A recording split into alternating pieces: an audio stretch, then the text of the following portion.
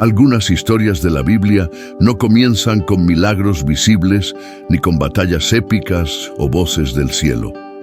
Comienzan en el silencio, en el espacio donde casi nadie presta atención, pero donde se están formando decisiones eternas.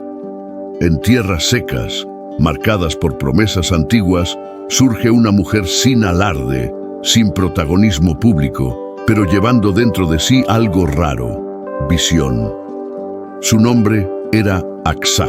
Antes de que su historia sea contada como la hija de alguien, es necesario entender esto. Acsá no entra en la Biblia como figurante. Ella aparece cuando el texto quiere enseñarnos que la fe también piensa, observa y actúa. La tierra prometida por Dios no era un jardín listo. Canaán era dura, irregular, marcada por regiones donde sobrevivir ya era un desafío diario. El Negev, al sur, era un territorio de extremos: sol abrasador, noches frías, lluvias escasas y suelo resistente. Sin agua, ninguna herencia podía sostenerse. Es en este escenario donde vive Acsá, no en palacios, sino en una tierra donde la promesa sin provisión rápidamente se convierte en frustración. Y ella lo sabía. Acsá era hija de Caleb, un hombre conocido por ver lo que otros no lograban ver. Cuando Israel tuvo miedo, él permaneció firme en la fe. Entre los 12 espías enviados por Moisés, 10 regresaron dominados por el temor. Caleb volvió sostenido por la promesa. No ignoró a los gigantes, pero confió más en Dios que en ellos. Esa manera de mirar la realidad fue transmitida a su hija. Acsá creció aprendiendo que la fe no niega el desierto, sino que cree que puede florecer. El nombre Acsá significa ornamento, adorno valioso, pero no en el sentido de simple decoración. Era un nombre que hablaba de valor, de algo precioso a los ojos de quien entiende. Caleb no crió a su hija para vivir solo a la sombra de decisiones ajenas.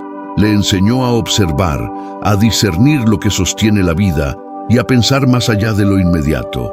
Mientras muchos preparaban a sus hijas solo para el matrimonio, Caleb preparó a Acsá para comprender la tierra, el tiempo y el propósito, y eso lo cambiaría todo. Llega el momento en que Caleb lanza un desafío público. Quien conquiste Kiriat Sefer recibirá la mano de su hija Acsá. La ciudad no era sencilla, era fortificada, estratégica, difícil. No era solo una prueba de fuerza, sino de valentía y disposición para enfrentar lo que parecía imposible. Ese desafío separaba a los aventureros de los hombres verdaderamente comprometidos. Un hombre acepta el llamado, Otoniel. Él avanza, lucha y vence. Pero su victoria no cierra la historia. En realidad, es aquí donde la de Acsá empieza a tomar forma. Otoniel conquistó Kiriat Sefer, la ciudad cayó, el desafío fue cumplido y a los ojos de muchos la historia parecía resuelta. Una batalla ganada suele dar la sensación de que todo ya está asegurado. Pero Acsá no veía la vida solo a partir de victorias momentáneas. Ella entendía que conquistar una ciudad no significaba sostener un futuro. La guerra podía terminar en un día, pero la vida debía continuar todos los demás. Mientras los hombres celebraban la victoria, Acsá observaba lo que venía después. Porque la fe madura no se conforma con el ahora. Siempre pregunta, ¿y mañana? ¿Cómo será? Recién casada, Acsá sigue junto a Otoniel hacia las tierras que ahora les pertenecían. El paisaje se revela duro, silencioso, marcado por el suelo seco y por un calor que no da tregua. El Negev no era un lugar acogedor. Era una tierra que exigía preparación, discernimiento y decisiones correctas.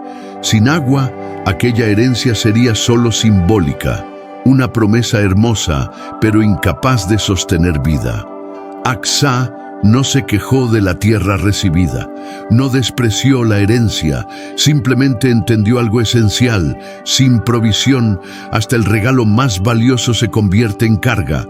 La Biblia registra un detalle sencillo, pero profundamente simbólico. Acsá descendió del asno.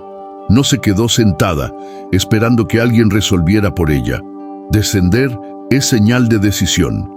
Es el momento en que la fe sale de la contemplación y entra en acción. Acsá se levanta para hablar. Se acerca a su padre, Caleb, con respeto, pero con claridad. Sin rodeos, sin dramatismo, sin exigencias, solo discernimiento. Padre, me has dado tierras en el Negev, pero dame también una bendición. Concédeme fuentes de agua. Esas palabras llevaban mucho más que una simple petición. En aquel tiempo, las mujeres no hacían eso.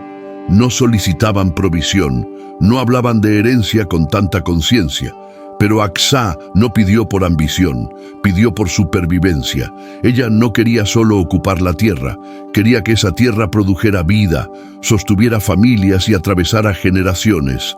Su pedido no fue audaz, fue necesario. Caleb no la reprende, no la corrige, no la manda callar.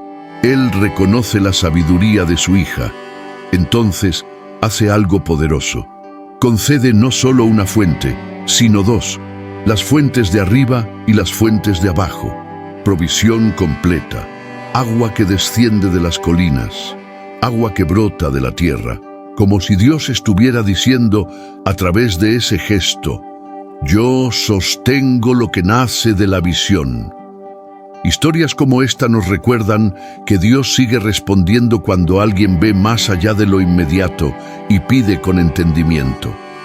En el desierto, el agua no es un detalle, es la línea divisoria entre la vida y el abandono, entre permanecer y partir, entre una promesa viva y una promesa olvidada.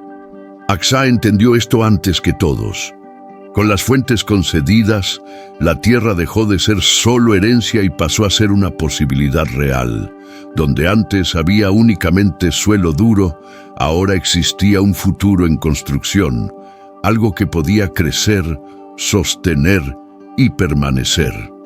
La decisión de Acsá transformó el entorno, no solo el suelo, sino el destino de aquella región, porque cuando llega la provisión, el desierto ya no define el final de la historia. Acsá no pidió más territorio, no pidió estatus ni reconocimiento. Pidió exactamente aquello sin lo cual nada más tendría sentido. Ella comprendió algo profundo. Las promesas espirituales necesitan condiciones prácticas para florecer. La fe no excluye la planificación. La confianza no dispensa el discernimiento.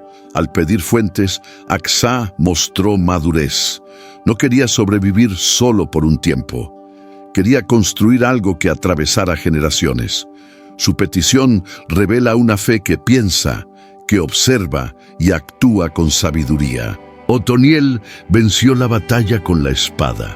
Acsá aseguró el futuro con visión. Juntos representan algo poco común en la narrativa bíblica: fuerza y discernimiento caminando lado a lado. Más tarde, Otoniel se convertiría en juez en Israel, un líder que traería paz al pueblo durante muchos años, pero antes de gobernar una nación, aprendió a gobernar un hogar basado en provisión y sabiduría. Acsá no aparece como figura secundaria, surge como alguien que entiende que ganar guerras no es suficiente si no hay estructura para sostener la vida después de que el conflicto termina. Después de este episodio, la Biblia no vuelve a mencionar a Acsá. No hay más palabras registradas, ninguna nueva escena descrita, ninguna explicación adicional. El texto simplemente continúa. Pero el silencio bíblico no significa ausencia. Al contrario, indica que aquello que necesitaba ser dicho ya había sido revelado con suficiente claridad. Las fuentes hablan por ella. La historia de Acsá no continúa en palabras, sino en consecuencias. En tierra fértil donde antes había aridez, en vida donde antes solo existía promesa. Algunas historias no necesitan continuación escrita porque siguen siendo vividas. El Negev era conocido por su dureza, por poner a prueba los límites humanos, por exponer fragilidades. Pero ahora, en aquel suelo seco, corría el agua. Las fuentes de arriba y de abajo transformaron el entorno, no solo de forma física, sino también simbólica. La tierra comenzó a sostener familias, rebaños y futuro. Acsá no dejó un monumento con su nombre, dejó algo mayor, un territorio capaz de generar vida, y eso revela una verdad profunda. La fe que transforma no busca aplausos, busca permanencia. La historia de Acsá atraviesa los siglos para recordarnos que la fe verdadera no es solo esperar que Dios actúe, sino alinear el corazón para pedir aquello que sostiene el mañana.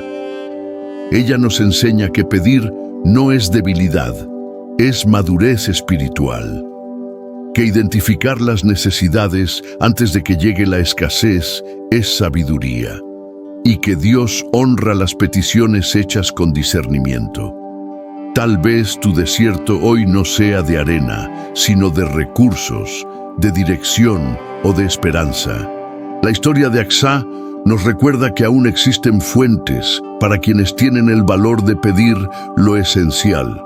La Biblia cierra la historia de Acsá sin decir cómo vivió los años siguientes. No sabemos cuántas cosechas llegaron, cuántos hijos corrieron por aquellas tierras, ni cuántas veces el agua salvó aquella herencia, pero tal vez ese silencio exista, porque la historia no necesitaba continuar en el papel. Necesitaba continuar en quien escucha, en quien aprende que la fe también es visión y que la promesa también exige responsabilidad.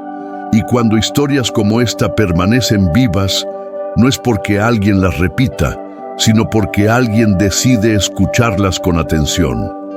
Tal vez por eso tú llegaste hasta aquí. Algunas narrativas no terminan, solo encuentran nuevos oyentes. Si esta historia habló contigo, suscríbete al canal para seguir escuchando historias bíblicas narradas con profundidad. Y comparte este video con alguien que también necesita escuchar esta historia.